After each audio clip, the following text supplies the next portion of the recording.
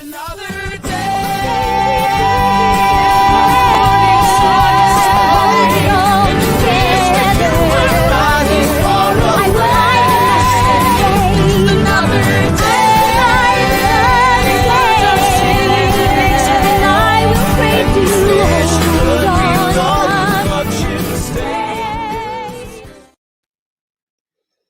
We need some light. First of all, we need some light. We can't sit here in the dark and all alone. It's a sorry sight. It's just you and me. We'll live, you'll see. Those are the opening lyrics to the song Light from Next to Normal, the award-winning Broadway musical. And boy, are they true. We need some light, don't we? It is a terrible, difficult time, but the light is coming. It will come. I promise. It always does. Good evening and greetings to you. My name is Jeremy Koch and I'm the artistic director at Farmers Alley Theater.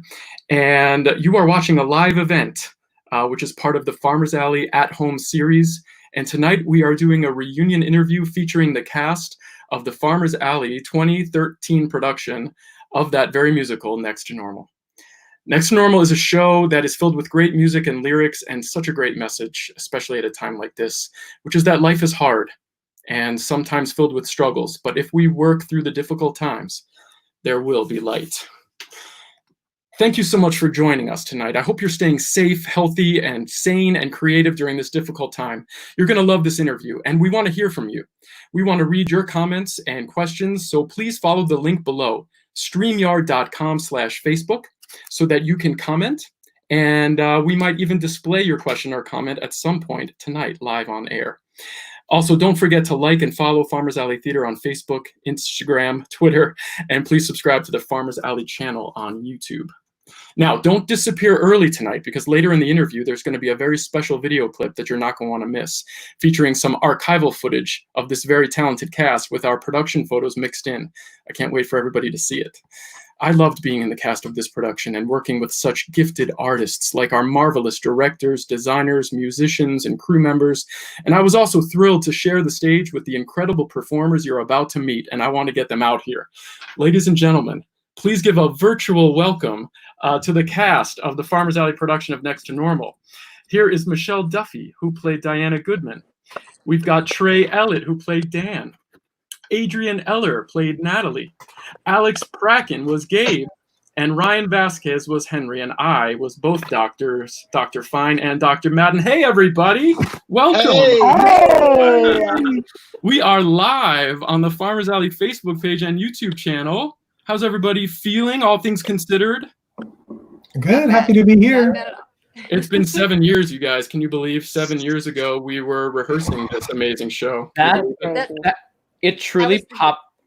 Oh, sorry, go ahead, Michelle. No, go ahead, Alex. I was just going to say it popped up on my time hop today that like 7 years to the date on my time hop. It was like, you were rehearsing for Next to Normal. I was like, wow, what a coincidence. That's crazy. Aww. Wow. Very crazy. Very crazy. And on a sort of a sad side note, like Michelle and I were supposed to start rehearsals tomorrow for Bright Star, which has unfortunately been postponed, but we will bring it back. And then Alex was going to come play the lead in High Fidelity later this summer, so we were going to have 3 out of the 6 stars in a reunion. We are going to do those shows, I promise. So yes, hello to everyone watching. Dean says hi. I'm sure there's lots of people watching that would want to say hi.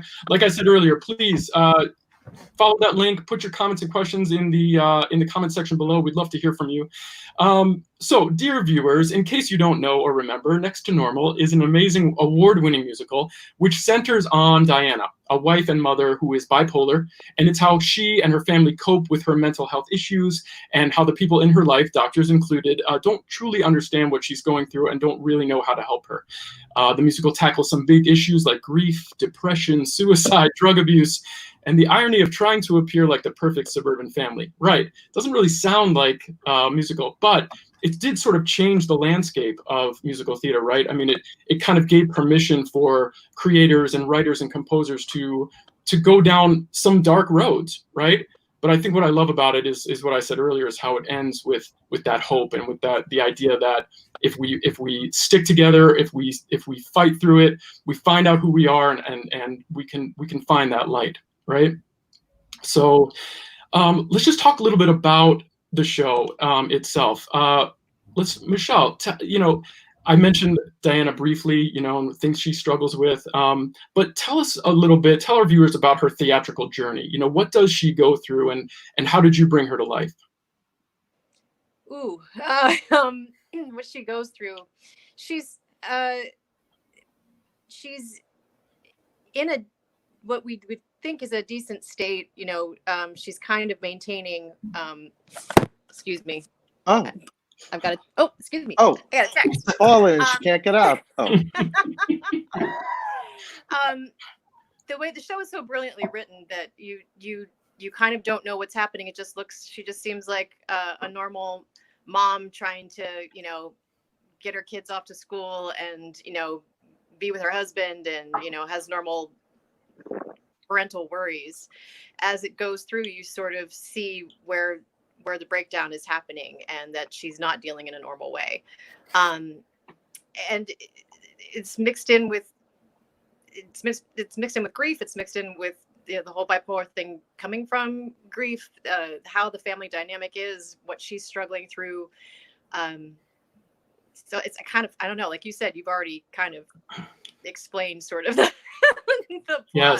Yes. Redirect me, Jeremy. Redirect me this question a little better for me. Well, her journey, so she goes and she gets medication.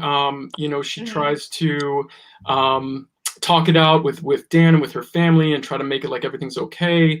And then, she goes through electroshock therapy, right? And that kind of erases some of it. But I think, the brilliant thing the show does is even though she loses some of that memory, it comes back, right? And it just reminds the audience that we can't just avoid our problems. We have to deal with them and tackle them head on. That's the only way that you can really recover and really become, a healthy person. So how did you bring her to life with all of that emotion, and still knowing that it's a crazy amazing score and crazy hard to sing? And how did you sing through that? I guess that's a good question. Well, I had the brilliant help of Catherine, our amazing musical director, for sure. Woo! Stayed so healthy through that. Yay, Catherine. Emotionally, I don't know. This show resonated with me on every level possible. I have family members and some of my best friends that actually deal with bipolar. So I had the integrity for me, like I really needed to bring this story to life in the most truthful way possible, because it's so close to me. And I had a lot of the same experiences that Adrian's character did as a kid. My mother went through, my mother was not bipolar, but my mother went through a breakdown when I was in high school. It's been around me. It's been part of, I struggle with depression and anxiety myself. A lot of artists do. So trying to get to the core of who she was, who she is, and how it affects all her loved ones around her. That was everything. So I did tons of research, and it also afforded me the opportunity to really talk to the loved ones in my life. I have cousins and friends, to sit down and talk with them about their experiences, what they've gone through, so that I could be as truthful as possible to their stories. So that drove me. Drove me in a big way. Thought you were brilliant. I mean, I really I enjoyed watching all 5 of you every night on stage. Sharing the stage with you was truly an honor, and I thought you were fantastic. And yes, Catherine Walker, of course, if you're watching, you are watching. Hello, Catherine. Yay! We adore you too. Catherine is great, and Roger, our stage manager, Yes. one of his Roger. favorite shows. And you called a brilliant show. Roger's a musician too, so he knows exactly when to call those cues, and that just enhances the show tremendously. And our director, Kathy Muley, such a brilliant director and helping guide us with design. And there's Alex's mom. Hi, Robin. And Dad, Joel. I love it. Great. We've got some great viewers joining us here. So yeah, please continue to comment, and we'll read your comments live on air. So yeah, Kathy with the direction and design. So many great designers. I mean, I was going to get to that a little bit later, but yeah. So Trey, let's go to you. So Diana is trying to deal with her issues, and she's got her husband, and Dan's an interesting character. I feel at times like he tries his best, but he's sort of tries to avoid conflict a little bit, and he kind of wants to sweep some things under the rug. What is your interpretation? Tell us about Dan? Well, I was obsessed with the show from the very beginning. I thought it was when I first heard what it was about, I was like, that can't be right. That sounds bizarre, but it's such a beautifully written musical. You just sort of have to, I've said this before, you sort of step on the conveyor belt at the beginning of the show and you just go for the ride, because it's so well written that you just have to sort of be present and available to do it. Dan, for me, he's not at all like I am. Like, I'm a jokester and a prankster and always being crazy, and Dan is the opposite. He's sort of like, let's just sort of pretend nothing is wrong, and let's sort of follow all the rules and try to make everything work a certain way. So for me, that was an interesting sort of role to play, because it's not typically the type of guy I play. Plus, I'm far too young to play a father, I think. We can see that clearly. So I mean, I'd be ready now. Like now. 7 years later. It was 7 years. 7 years ago. I was really more of a Henry, I think. Yeah. No, It was between me and you, if I remember correctly. But it was really fun. And I knew Michelle briefly. It's interesting that Michelle and I met in LA a few years before we did it in Kalamazoo. And we had that weird thing where we met and we were like, I feel like we both had that same strange, like, I feel like I know you. So when we got the chance to do this play together, it was kind of like the perfect thing. It was a really... We met doing High Fidelity. Oh, that's No right. way. We did meet doing High Fidelity. Yes. There's a lot of in weird full circle things happening Truly. tonight. Tom Kitt. Yes. Yeah. Yes, there's a lot of full circle stuff. Yeah. So yes. Totally. Okay. Great. And so, Adrian. Yeah. Dan and Diana, they're trying to make it happen. They've got this daughter. And Natalie's often, I feel like, sort of the voice of reason. Kind of telling mom and dad how things are, how they're supposed to be. But she's also the rebellious teen. And she's a musician, right? She plays Mozart. There's a scene where she's playing Mozart, and she talks about how Mozart was, most people say, was crazy, right? But his music's not. And so I was just thinking about that interesting juxtaposition of how, the Sondheim quote about how, art makes chaos, art makes sense of chaos. I'm sorry, I'm not reading that. Art makes order out of chaos. There's my note. And so I just find that very interesting, right? And so she figures things out, and by the end of the show, she realizes what a lot of us are going to have to realize, which is that she wants a life that's next to normal, right? And we're all going to have to find like our new normal coming out of this pandemic. And it's just really interesting, like re-examining this show and realizing like how many interesting parallels there are right now. Anyway, that was a really long setup. But tell us a little bit about Natalie and your experience. Yeah, it's so interesting you bring up that lyric, Mozart. Why don't you sing it for us? I was actually just like revisiting the show because it's been so long. Like and I feel like after you do a show, you don't really like listen to it ever again because you've like done it. So you kind of like feel like you have it in your bones. But I was like revisiting it yesterday, and I was, you know, hearing those lyrics again and the music, and it's all just, it's so good, and it like melds together so beautifully. But now that you're saying that, I'm thinking the first like song that she sings, Mozart was crazy, but his music's not crazy. I think Natalie has this whole journey throughout the show of being afraid of becoming Diana and her fear. And she reveals that at the end, you know, at the dance with Henry, and she's saying like, I could end up like my mother. I could have, you know, these issues. And she's really afraid of that. And I think she is fighting it throughout the entire story, but she kind of at the end gets to this point of like, you know, I have, whether I'm normal or not, or whether, you know, our family is normal or not, you know, it's okay. Like there isn't a normal. And I think she kind of gives into that. And I think that's kind of one of the most beautiful things about this show is that it kind of teaches you that you can be different and you can have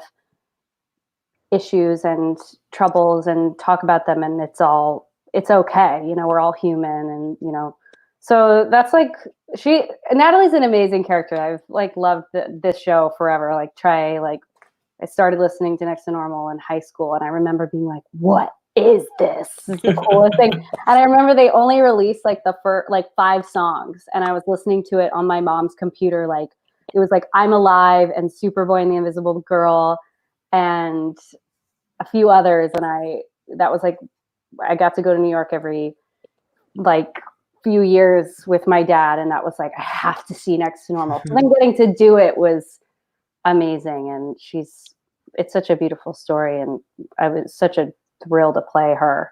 Love it. Love it. I think that is an interesting, you know, new lesson to be learned, I think, from the audience is that what is normal? Is there a normal, you know, is there a normal family anymore? Was there ever, you know? And so just embracing that and just realizing that we all make our own stories. We all make our own normal, you know, and that's what we have to do. So Gabe, or Alex rather, we see Diana having conversations from the top of the show with her 18-year-old son, Gabe.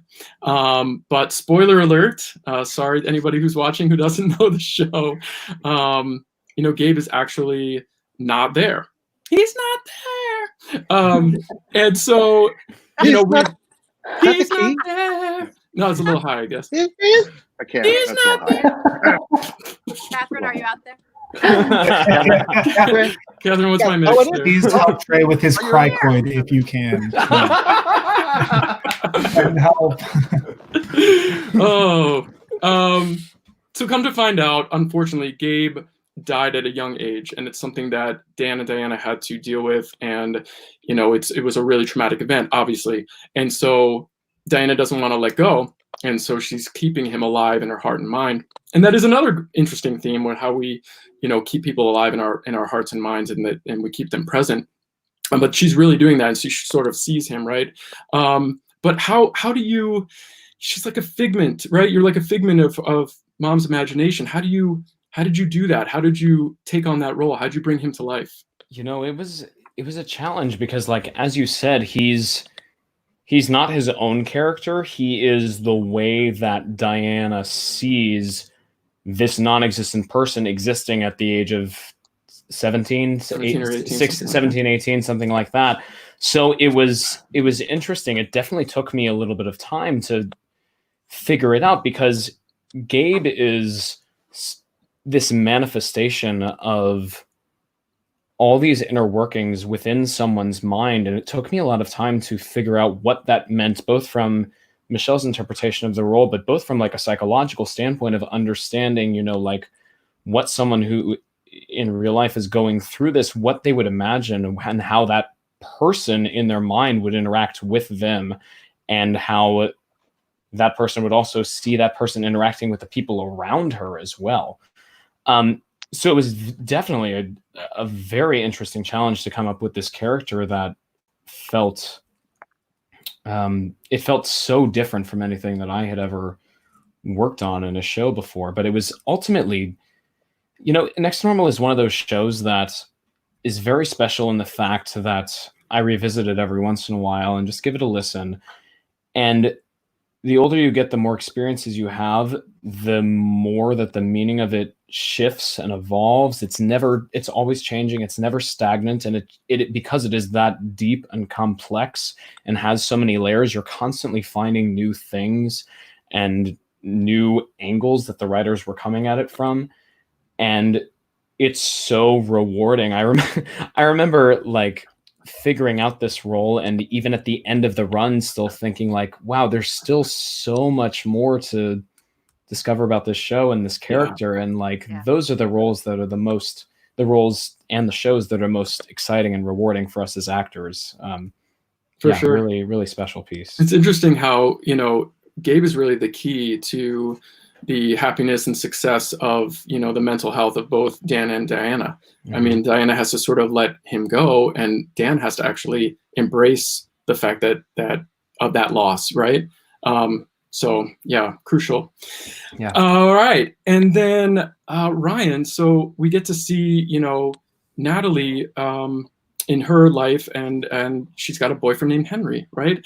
And so, I think that. I wonder, how do you feel like Henry fits into this story, right? He's an outsider, but he really gets to the heart of the show, right? He tells Natalie that the world is messed up and crazy, but I'll be perfect for you. Like, if it's you and me, if we're together, we'll be okay. Human connection, right? Tell me about that.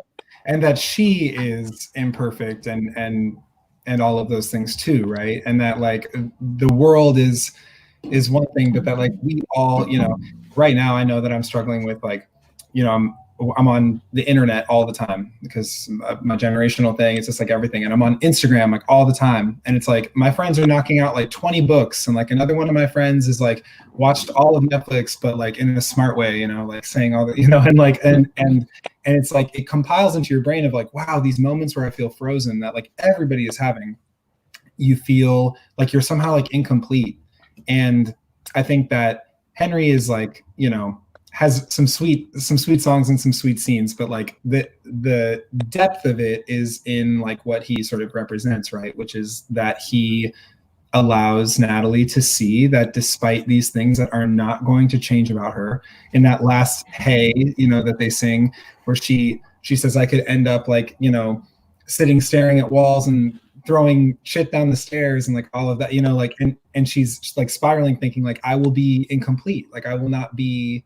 And he's like, no, like I will match it, and like, yes. and either finding that within yourself or finding it with somebody else. It's like, and it's not, doesn't have to be a romantic partner, but that's an easy way to do it in a musical. It's like, that's the manifestation of like you realizing, I'm so insecure. I don't want to go to this prom for like a million reasons, not even just because of the guy.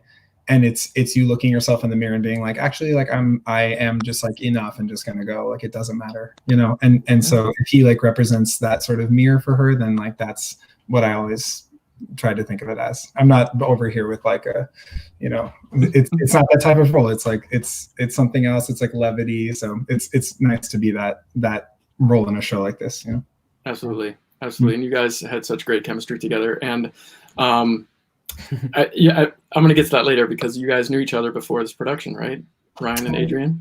I can't remember. Okay. Yes, we did. Not memory. Yeah. Yes. All right. Let's save that. We'll tease that. We're going to find out that story later. Viewers, if you're just joining us, this is a reunion with the cast of Next to Normal from the Farmers Alley archives from 2013. And we want to know what you think. Did you see Next to Normal at Farmers Alley Theater? Do you have a favorite song or moment from the show or a favorite character? Do you have a question or comment about the show? Do you have a question for one of these fine actors? Put it in the comment section below and we might read your comment or question live on air. Rounding out the cast, I played two doctors, one of whom was a little bit cold and tried to just medicate Diana to a state of numbness, and one who approached things, the mental health care from a more personal perspective and tried hypnosis and ultimately recommended electroshock therapy, which didn't really work. Diana lost her memory and had to and then deal with those feelings, and eventually remembers and had to deal with those feelings in order to carry on with her life. Let's move on. No, you had all the hard talking, Jeremy. I had all the hard talking. That's what you had. And I had to memorize all the drug names, even though I don't remember them anymore. Klana, Panha, something, So Prozac, hard. and something. And, okay. Yeah, That I might frickin' song. I may or may not have had them on my clipboard. I'm not going to say. I was always so grateful that that was one song that I did not. I just had to look at the screen and look at the words go by. And Yeah. Very helpful. Yeah, very helpful. So I've been thinking a lot about the themes and lyrics from the show and how we're all going to have to find a new normal for ourselves, and how, just like many pieces of theater, these characters ache to find loving, caring, healthy human connections. So, dear actors and dear viewers, how are you staying connected? And what are you doing to stay creative? Put your comments below. Michelle, how are you staying healthy, creative, and sane during Corona time? oh God, my creativity I've been using my creativity mostly to stay sane. That's basically. I'm not sitting around writing a bunch of songs. I don't have my one woman show, all together. I'm just trying to stay open and in flow, really. And I'm sheltering in place with like one of my bestest friends in Ohio right now, and enjoying the time, just kind of regrouping, exercising, and doing my meditation. And I'm in a group in the neighborhood that's making masks for the healthcare workers, and I'm just doing a bunch of stuff like that to keep myself kind of occupied. And I'm taking a couple of online classes. Great. Yeah. Awesome. Yeah. Anybody else have something that they want to share that they're doing to keep creative during this time? Honestly, things like this, like, it's been cool to sort of like reconnect and be, like, of course, like, we have the luxury, right, of being able to treat this as like a breath, and so to do that, I think, is important. Like, and because I think all of us, in some way identify with the sentiments of, like, you wouldn't give yourself the break otherwise. There's always an opportunity that is coming your way, and then there's always an opportunity to stop. And like 99 times out of 100, artists, because we're like trained to think it, is to like take the next opportunity and like really take advantage of that, and like all the things that you can grow from and all of that. And you can grow from like staying still also, I think. Absolutely. So I think that's been good for more than just myself, from people I talk to too. It's like, it's nice to frame it in that way. It's sorry for the crosstalk, but I wanted to add to that like it's really important. It's an important distinction. I mean, it's frightening right now that we don't know what we're going to. We don't know what's happening with the industry, how long it's going to be before there's going to be a lot of work flowing. That's frightening, but we have to kind of keep taking this moment because our lives are so much about hustling all the time, and we have a built-in break right now to be able to breathe and regroup. And it is, I agree with Ryan 100%. It's really important that we're taking this moment. Well said. Yeah. If you're just joining us, this is a reunion interview with the cast of the Farmers Alley production of Next to Normal. If you're enjoying this discussion, you'll love the video clip that's coming up, which features archival footage of this stellar cast and production photos from our production. And don't forget that we want to hear from you. Put your questions and comments in the chat below. We're going to display some of them later. Let's try to take a little bit of a behind the scenes walk down memory lane. There's a lot of paths we could take. We mentioned, some things already, like our smart and passionate captain, Kathy Muley, who not only guided the overall production and design elements, but also created those video images we talked about, and led us, the cast, to delivering honest and powerful performances. We talked about Catherine Walker, who led a kick-ass band and took our vocals to another level and made everything sound so good. And of course, the brilliant way that stage manager Roger Burley kept the show together and called each cue at exactly the right nanosecond. Trey, do you have a favorite moment or story or anecdote from our production? Well, we had that sort of that it's kind of like that iconic purple scrim with like Michelle's eyes and the house, whatever, at the top of the show. Yeah. And the band was behind that because it was a smaller, because Farmer's Alley is sort of like a black boxy sort of situation. That's right. And I remember at the top of the show, Adrian and I were like back together in the same sort of spot waiting to start. And you had that like that prelude music, the ding ding ding ding ding, and we were always very excited, and it was, I don't know, I just always found it thrilling. I know that's silly, but that was such a cool. You remember that, Adrian? We were always I so do, yeah. I can't psyched, remember what he did, but You probably held hands and closed your eyes and wished upon a star. that's what it was. Yes. Anybody else? Yeah, Ryan. Oh no, I was saying yes. It was that. It was that. Yes. I can picture you guys. All right, why don't you tell that story? We mentioned it earlier. Ryan and Adrian. It was crazy. I guess that's a memory, right? Like that's a memory. So it's a cool story. Yeah. So I remember Adrian like texting you sort of like out of the blue, just being like, the craziest things was that Adrian and I like knew each other in high school, right? We were high school sweethearts. And Where was this? She raises her eyebrows like it's a lie. We went to homecoming together too. Well, so that's the crazy thing. Like we have a picture that's like almost identical to like a picture that we took in the show in like our little prom outfits. I remember like running out to the lobby to be like, we gotta get this. So sweet.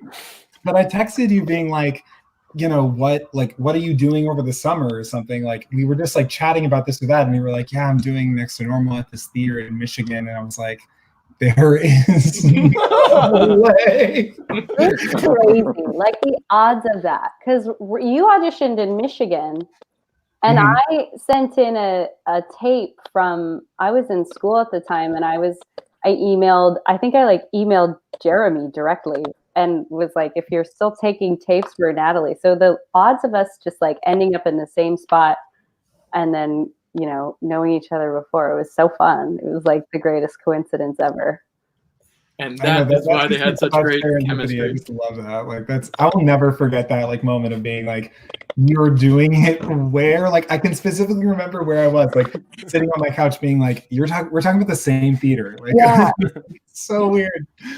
Let's go to this comment here. Roger says he remembers the moment of terror when Michelle came out in just her apron. He thought for sure she'd missed the costume change. It was a bold and very wise choice on her part to help tell this amazing story. Michelle, do you want to elaborate? I forgot. Honestly, I don't remember it as being, I don't remember it as being like a personal choice. I thought it was part of the script. That's how I'm remembering it. We had those funky frilly underwear that I came in. I think Kathy and I found those at a thrift store. Yes. I don't know. It just seemed right. I completely forgot about that till just now. That's the beautiful thing about Diana. You know what I mean? She's dealing with mental health issues, so you can pretty much do whatever you want. Well, and it's just, you know, it's the top of the mania. Yeah. And having just like gotten rid of the medication and taken this leap and saying, you know, I want my mountains back. I want my highs and lows. And the next thing to be this dinner party. That just, you know, it seemed like, and you know, it's the greatest trick to come in with the front being one way and taking the exit, pushing the card out. I love it. Completely. Yeah. I love it. So what about you, viewers? Do you have any other questions or comments about these stories or anything else related to the production? Put them in the comments section below. Kagan Miller, what is the most tear-jerking song from the show? I don't think we could pick that. Do you? Do you guys? Do you think you can pick one? I think you probably listen to it. I cry at different times when I listen to the music that should surprise me. Sometimes it's not the ones that you'd think. What do you guys think? For me, it's like, how could I ever forget nonstop until the end of the show? Like I'm just a mess from that number all the way until the end. Jesus. Yeah. Yeah, true. I mean, I'll tell you, there's certain things that get me every time. Like when Dan finally says Gabriel. Oof. Like I could just tear up right now. He finally says his name. It's like it's so moving to me. So I don't think we could pick one. I think there's a lot. That's the thing that I love about the show, is that it is really all about the emotion, you know, and it just gets so deep. And I think that all of it, the storytelling, the script, the music, and then if you have great directors and designers like we had in a great cast like you five, you really can bring out that emotion. And I remember audience members leaving, you know, and as a producer, you know, I was in the cast, but also as a producer, just feeling so fulfilled and seeing people that were, you know, even if they were just sort of silent because they couldn't even say anything, or, you know, tears streaming down their face. And it just makes you feel like you're reaching people and you're connecting, and that we're doing our job, you know? I thought it was fun to do it in that space. Like, yeah. It was what was it, like 300 seats or something? 100. 100? Oh, wow. Yep. So to, so to have row. people like right in your face when Yeah. you're going through all these things was a completely different. Like, I remember I saw Next to Normal at the Amundsen in LA, which is like a barn that seats 50 trillion people. And it's sort of a different experience. And when you get to do this play, like with people in your lap, that was a cool experience that I wasn't expecting. I love it. I mean, being up close and personal, and that's kind of like the tagline of the theater: up close, intimate, personal, and powerful, you know, and having the audience right there. And it makes it even more, you know, thrilling and fulfilling, doesn't it? I mean, did you guys feel that? It's sort of electric just having them be right next to you. It was everything for me personally. It was everything to have this very intimate story. The audience was such a huge part of it. Just hearing them breathe, to know that we were all having this experience very much together. Absolutely. Storytelling. Tear-jerking question. I mean, there were way many moments, but I think what always pops into my mind first is the song between me and Adrian. This sort of reconciliation to a degree song of the agreement of like, maybe we're never going to get it back. Maybe it's never going to be what it could be, but we're going to try it. I had trouble getting through that every night. We'll try. You know, I used to go. Yeah. Can I just say, I used to go. I used to walk, because it was like there was a way that I could basically walk around the back of the audience and like peek through the curtains, and I would walk around and I would watch that song every night between Adrian and Michelle, because I loved it so much. It was so good. Me too. I was right next to you. Yeah. Oh, guys. We were just, yes. No, it's like, and that's another great thing about the theater. It's like a family thing. Like, I haven't seen most of you guys in 7 years, but I still feel like you're, you know, a special part of my life and my heart. You're like part of the theatrical family. You're part of the Farmers Alley family, and that will never go away. And that's one of the beautiful things about, you know, theater and art is the way that we make those connections, you know? And I want to come back and do Hamlet. So that's cool. It's on my list. Everybody email me your requests, and I'll see what I can do. So I teased this earlier. Let's give the audience a little bit of what I mentioned earlier, because one of the things I loved about being in the show with you is getting to sing this beautiful and powerful score so many times. So let's give our viewers a taste. Here we are singing the opening song of the show, Another Day. The archival footage was originally recorded by Kat Muma, and it features production photos taken by Gayla Fox interspersed throughout. It was edited by yours truly and assisted by Tony Mitchell. Enjoy.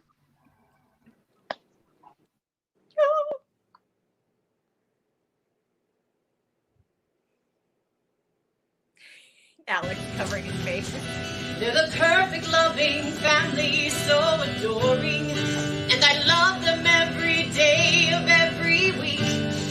So my son's a little shit, my husband's boring, and my daughter, though a genius, is a freak.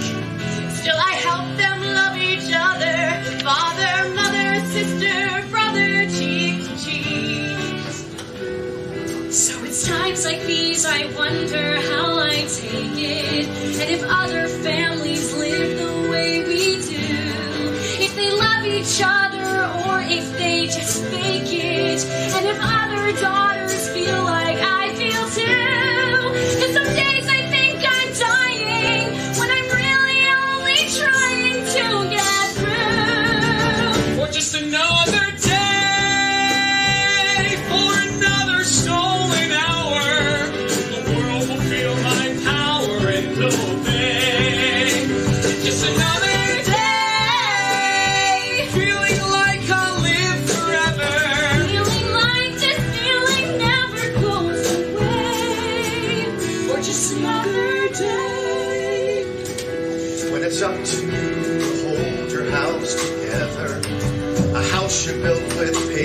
courage and with care. But you're grappling with that gray and rainy weather, and you're living on a latte and a prayer. Can you keep the cup from sipping? Can you keep your grip from slipping in despair? For just another day in the hustle and the hurry, you want to wipe your worry clean away. For just another day, I will keep the plates all spinning with a smile so white and winning all the way. 'Cause what doesn't kill me doesn't kill me, so fill me up for just another day. I will keep the plates all spinning with a smile so white and winning all the way. 'Cause what doesn't kill me doesn't kill me, so fill me up for just another day.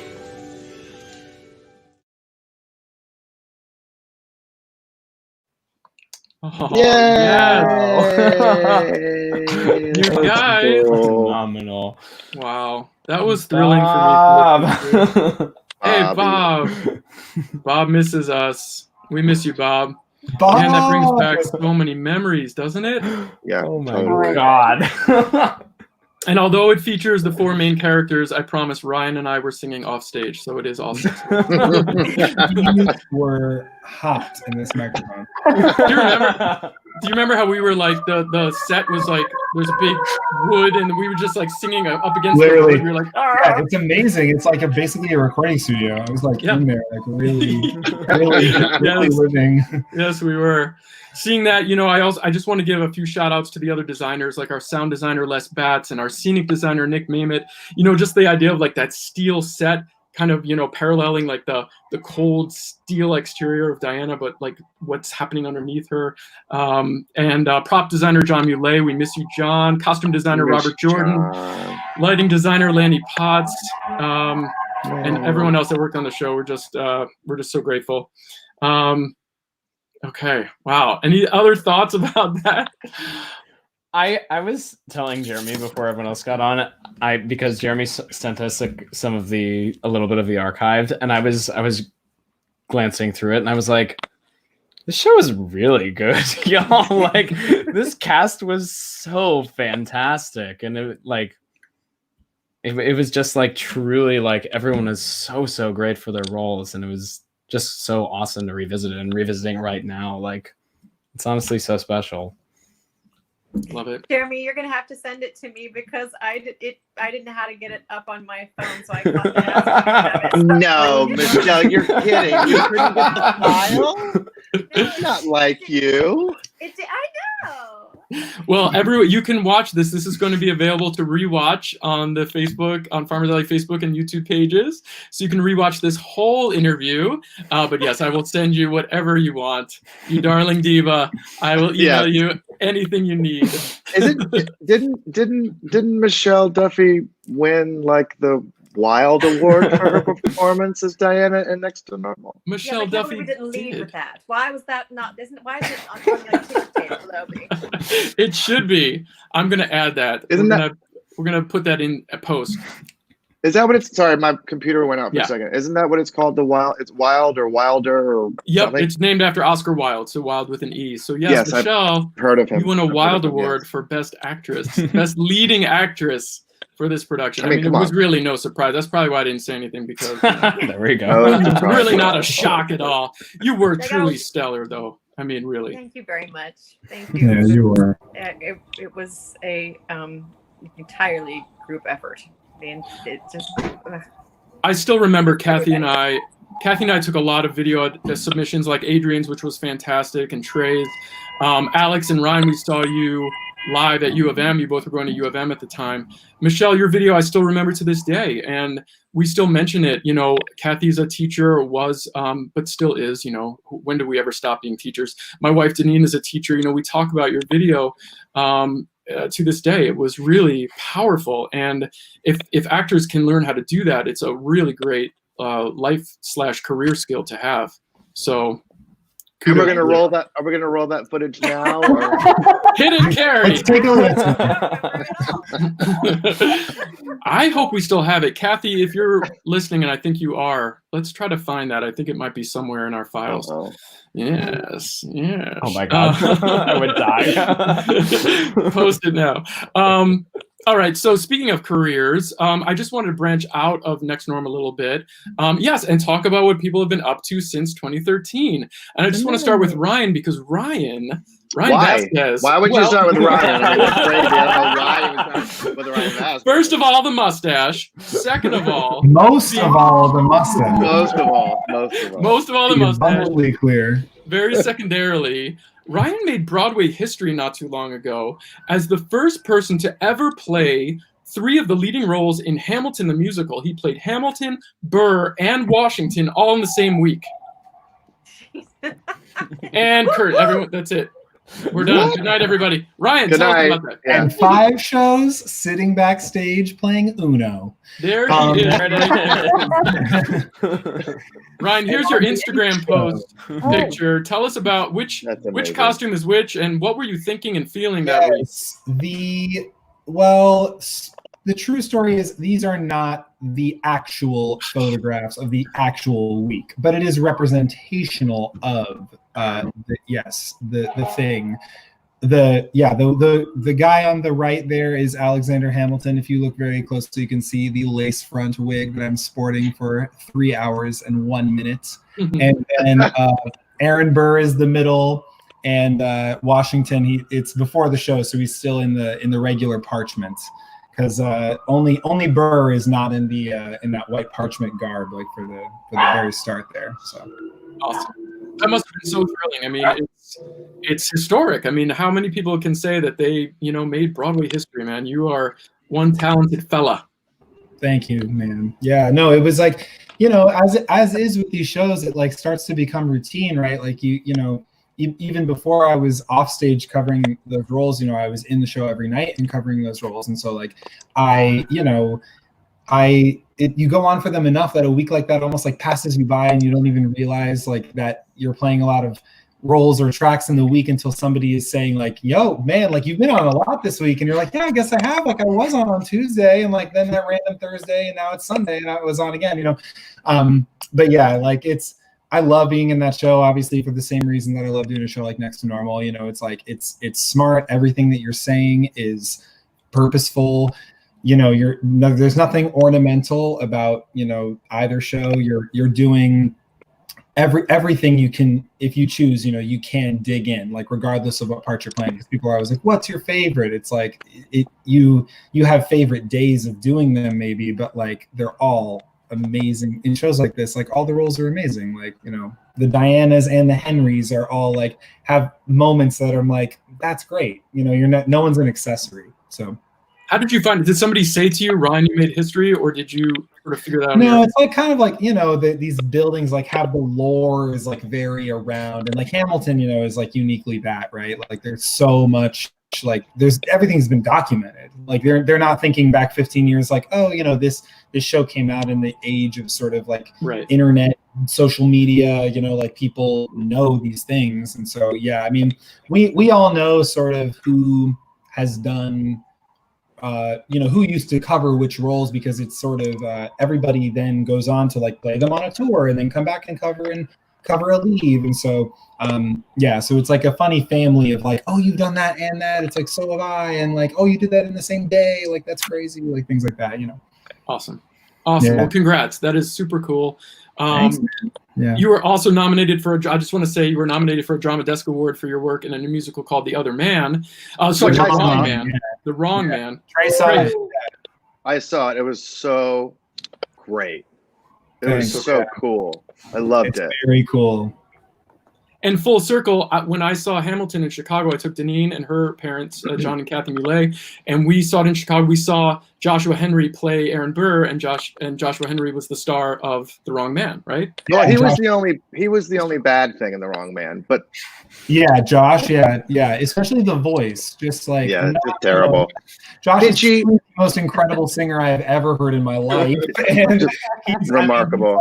he was Burr in my touring company of Hamilton also. So we Okay. had played like Burr and Hamilton together a bunch, and then he was leaving and because he was going to do Carousel on Broadway. Right. And so when he left to do all the development for Carousel, I like stepped in as Burr for a few months when he left. And so and it was funny, I was actually like living in his apartment in LA and dog sitting for him. So I assumed Josh Henry's like day to day for like a few months. Very silly. And then a few months later, when I was doing the show in New York, Tommy Kail, who directed Hamilton and directed The Wrong Man, texted me and was like, hey man, you got to come do this reading of this thing that we're doing. The songs are great. It's like going to be you and Josh singing these tunes. And like, it's the type of music that makes Josh Henry go, That was the exact like quote. And I was like, okay, like, cool. Well, like, I'll check it out, whatever. And I sat down and was just like immediately like, I mean, the guy who wrote the music is this dude, Ross Golan, who writes for like Pink and Ariana Grande and Maroon 5 and like all the songs are just like bangers. It sounds really good. Yeah. Is there a So cast good. album or anything that I could check out?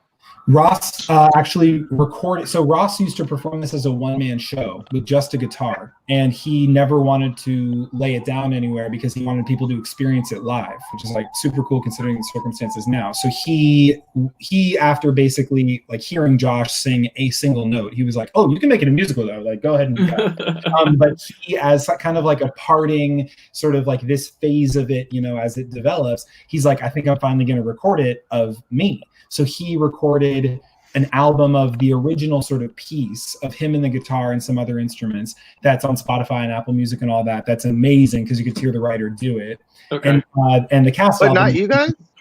No, I think that the hope is, to hopefully record it at a later iteration of the project, So Yep. hopefully it moves forward and we'll do it and we'll get an album out there. But Ross's album is really cool because Ross is a great singer and he wrote it. So it's like it's just like from his lips is like that's how it should Love be, it. Love it. Well, we will look for that, and congrats, Right. Ryan, on all your success. It's awesome. If you're just joining us, this is a reunion interview with the cast of the Farmers Alley production of Next to Normal. If you're enjoying this, please like and follow our Facebook and Instagram pages at Farmers Alley Theater. Follow us on Twitter at Farmers Alley, no theater, and subscribe to our YouTube channel. And you can always visit farmersalleytheater.com. Okay, we're getting close to wrap-up time here. I just want to talk about Next Normal from a historical perspective. Adrian, Next Normal opened on Broadway in 2009. It won the Pulitzer and 3 Tonys, including Best Score. But other than the awards, why do you think it's been produced countless times over the years? Well, I think people really relate to the show, and I think it's a surprise, especially, bringing it to cities around the country. Like they may not necessarily have been exposed to it, in New York or on a tour. And so I think it's so brilliant and so many people connect to it that it's a great show to have in your season because it will undoubtedly intrigue people and lure them in. And, it's Make them think and feel. Yeah, everybody can relate to it in some way, and it's so honest and emotional and beautiful, and I think that it's very special, and I think it's a nice small little cast, and it's a great show to do kind of anywhere with any kind of means, and yeah. I agree. Viewers, what do you think? Why do people connect with this show? Comment below. Finally, I just want to wrap up with, just a question about art and theater in general. Michelle, what made you choose a life in the theater, and what keeps you in it? Oh, It sounds cliche, but it chose me. I don't think I had a choice in the matter. It was my total passion. It was what I felt put on earth to do. It was what filled me completely up. And getting inside the heads of characters and doing it with a group of extraordinary people, getting together and telling stories and helping people to see themselves, understand themselves, connect to other people. It's just, there's nothing on earth like it. And it fills me up every time. And it's what gets me through the times in between, is knowing that's what will be next. That's what the next thing is going to be out there, and it's always worth it. Yes. Trey, why are the arts important and crucial even at a difficult time like this?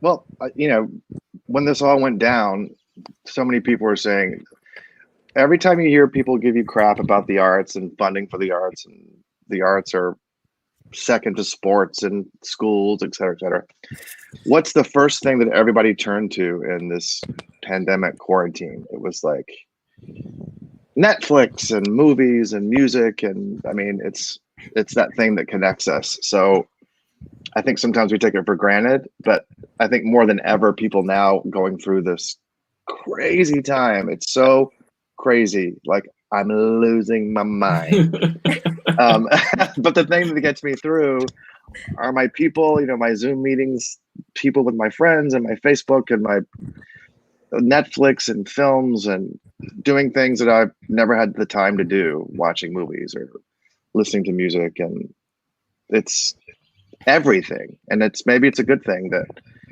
a time like this will remind people, what's the first thing you did? Yes. You watched a movie, like probably 10 movies in one day. Yes. Yes. The arts are there. They've always been there. I mean, storytelling, that's what we've done it for thousands of years. We get together and tell a story, right? Yes. And so I hope you've enjoyed watching the story tonight, viewers. I want to thank my guests for joining me tonight. I miss all of you and the entire production team. It's one of my favorite theatrical experiences of all time, and I can't wait to work with all of you again real soon. And so let's just brighten the mood a little bit with a little shameless self-promotion. If you want to learn more about Michelle Duffy, here is where to find her on the socials. Me, Steve. Lady Michelle.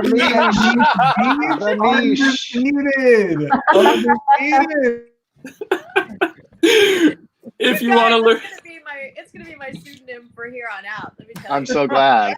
Absolutely. Copyrighted. It's original. It's so you. If you want to learn more about Trey Ellett, you can follow him here on the socials. If you want to learn more about Adrienne Eller, you can find her right about here. Woo! Adrienne C. Eller, don't forget the C. If you want to follow Alex Pracken, here he is on Instagram at the Al Pracken. He's got his vocal selections right there. Why don't you sing a little something, Alex? And if you want to follow Ryan Vasquez, you can follow him at It's Ryan Vasquez. So, dear viewers, thanks again for watching. We rely on your support so much. Did you like this reunion interview? Do you want to see more? Which cast or director/design team should we interview next? Do you want to see something a little different? Do you have any ideas for fun content? Put all of your questions, comments, ideas below in the comments section. Let us know. We want to hear from you. So, Farmers Alley Theater says, seriously, Heather's off-Broadway on Spotify. Shine a light. Michelle slays. She was amazing. She was amazing. That's so good. Yeah. So good. Thank you, guys. Absolutely. Killer. You sound killer on that song. I want to thank our producer, Carrie Phillips, and our video editor, Tony Mitchell. You guys are astounding. Yes, round of applause, silent applause. And finally, this pandemic has been rough for all of us. I want to do a special thanks to our frontline workers, as always. But artists and arts organizations have truly been hit hard, really hard. So if you enjoyed this and you want to support any arts organization, but Farmers Alley specifically, please consider a donation to Farmers Alley by going to farmersalleytheater.online/give. And once again, don't forget to like and subscribe and follow us across all social media. Up next, Tuesday night, May 19th at 8 p.m., I will be back in the host chair. I'm interviewing 2 renowned teachers / coaches / producers / performers. It's a lot of slash. One in New York City, Mr. Scott Coulter, and one right here in Kalamazoo, my lovely wife, Tani Muley-Koch. And then on Thursday, May 21st, also at 8 p.m., join us for another Map Mama installment of our Farmers Alley at Home series, this time featuring Angela Feltner. And on Sunday, May 24th at 8 p.m., we will have another epic Broadway battle. This one's going to be summer themed because Memorial Day is technically the start of summer.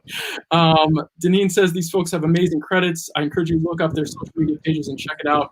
Farmers Alley was lucky to have them all on our stage. I agree. Any parting words from my lovely cast? I miss Latte. Lattes. Oh my God. I'm going to end on an inside joke. That's rude. We can't end on an inside joke. I'll leave you with some more lyrics, some more powerful lyrics. Part of light, the end of light. And if anyone wants to join in, please do so. But I feel like this is so pertinent. I don't know if I remember.